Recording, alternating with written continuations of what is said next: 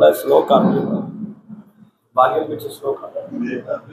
سب سے پہلے راشد صاحب کو استاد محترم ہیں، بلکہ ہمارے استادوں کو بھی استاد ہیں، تو اس کے بعد ڈاکٹر اظہر کمال صاحب کو مبارکباد۔ تو اگر میں پیچھے مڑ کے دیکھتا ہوں، جب ان باتوں کو یاد کرتا ہوں،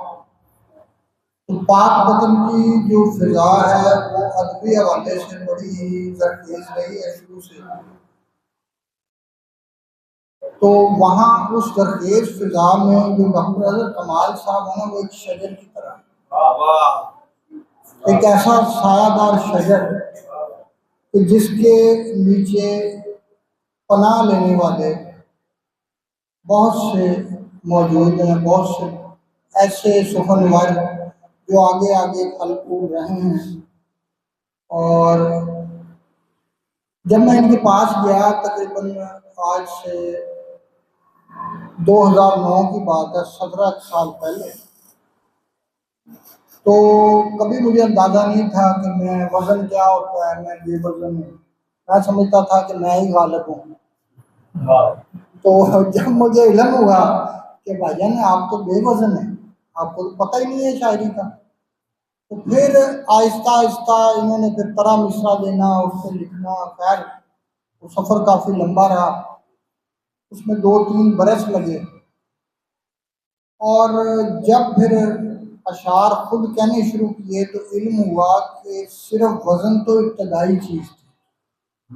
آگے بڑے جہان ہیں، آگے بہت کچھ ہے، ایسی چیزیں ہیں کہ جنہیں آپ سوچ بھی نہیں سکتے، اور ایسا ہنر ہے یہ شاعری کہ استاد محترم کا میں شکر گزار ہوں کہ انہوں نے ایسے ایسے رموز بتائے، ایسی ایسی باتیں بتائیں کہ آج جو بھی عزت ہے، جو بھی ہمارا مقام ہے، جو کچھ بھی ہے، انہی کی بدولت۔ اور آج میں جہاں بھی جاتا ہوں تو جہاں بھی اشعار پڑھتا ہوں تو ان کی وجہ سے عزت ملتی ہے۔ لیکن یہ ہے، میں ایک بات نہیں بھولا کہ جب بھی کچھ لکھا، کچھ نیا کہا، سب سے پہلے استاد محترم کو دکھایا، اس کے بعد کہیں پڑھا، اور یہ چیز آج تک جاری ہے۔ دوسری بات کہ ان کا جو مجموعہ کلام ہے یہ واقعی جہانگیر بھائی نے صحیح بات کی، یہ بہت عرصہ پہلے آ جانا چاہیے تھا، مگر ان کی جو انتخاب ہے وہ بہت کڑا ہے۔ اس حوالے سے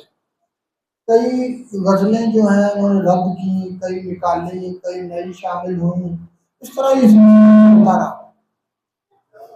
اب دوسری طرف اگر دیکھیں تو مثال پبلشرز فیصل آباد میں بہت عمدہ شائع کی ہے کتاب، اگر آپ کتاب دیکھیں تو بہت خوبصورت، اور ماشاءاللہ صرف یہی نہیں کہ شاعری تو بہت اچھی ہے ہی،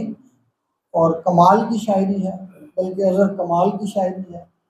تو ساتھ انہوں نے شائع بھی کمال کیا۔ اور میں کتاب دیکھ کے حیران ہو گیا ہوں کہ آج کل کے دور میں بھی ایسی کتابیں چھپ رہی ہیں، کتاب آپ پکڑیں تو آپ کو لگتا ہے جیسے کہ کتاب ایک زندہ چیز ہے آپ کے سامنے۔ تو میں صرف اسی بات سے اجازت چاہوں گا کہ اللہ تعالیٰ ان کے شکر میں اور برکت دی، اور ان کے طفیل ہمارے الفاظ کو بھی زندہ رکھے۔ والسلام۔